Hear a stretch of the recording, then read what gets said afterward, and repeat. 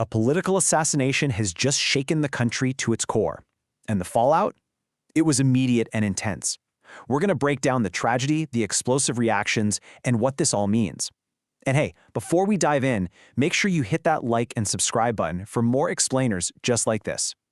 So while the nation was still trying to process what happened, President Donald Trump went on live TV. And let me tell you, he wasn't there to call for unity. He was there to draw a line in the sand. I mean, listen to that. The speed of the accusation was just striking.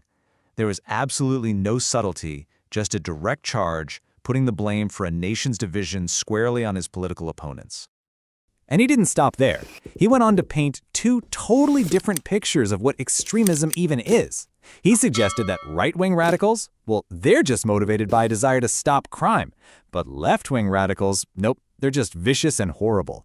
That one distinction pretty much framed the entire conversation from that moment on. But you know, this kind of presidential firestorm doesn't just come out of nowhere. It was all ignited by one single tragic event. So the president was reacting to the assassination of one of the most prominent conservative figures in the country, Charlie Kirk, the 31-year-old founder of Turning Point USA. And the timeline is just stark. Kirk was on stage at Utah Valley University speaking to a room full of students. Then a single shot rang out, and just like that, the 31-year-old activist was gone. And there was zero doubt about the political nature of the attack. Investigators found this absolutely chilling message scrawled on an unfired ammo case left right at the scene. It really left no question about the motive. So the initial shock and grief across the country, yeah, that lasted for about 5 minutes before it just boiled over into this high-volume partisan war of words with calls for revenge just echoing everywhere online and on the news.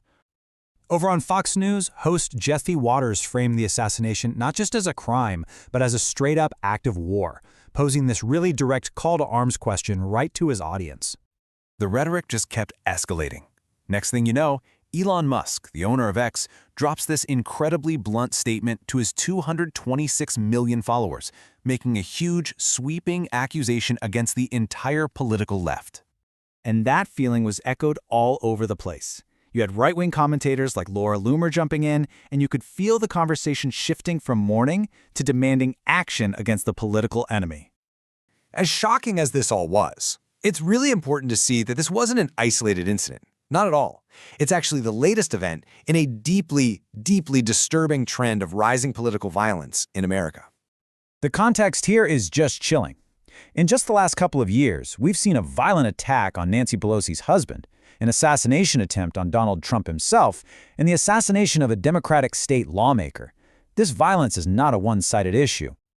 So with the entire country on edge, all eyes are on the investigation. The big question is, what do we know right now? Well, a suspect was taken into custody pretty quickly, 22-year-old Tyler Robinson. But here's where the narrative gets complicated. Public records show he's an unaffiliated voter. And get this, his parents are registered Republicans. Those facts really challenge the idea that this was just a simple left-wing attack. And it was actually President Trump who broke the news of the arrest. He said someone close to the suspect turned him in.